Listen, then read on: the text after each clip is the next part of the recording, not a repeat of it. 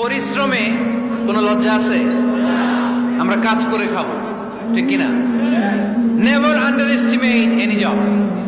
যুবক ভাইয়েরা শুনতেছ? এরকম আওয়াজ করতে হবে, কান খাড়া করে শোনো। Never under estimate any job.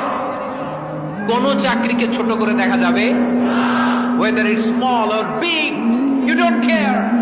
এটার কেয়ার করা যাবে না। ছোট্ট চাকরি পাইলে ঢুকে যাবা, বড় অফার আসলে পরে ঢুকবা। এটা ছোট কাজ, এটা হোটেলের ওয়েটার, এটা ছোট্ট স্টাফ, এটা কেরানি না। কাজ কাজই, কাজের মধ্যে কোনো ছোট বড় নাই।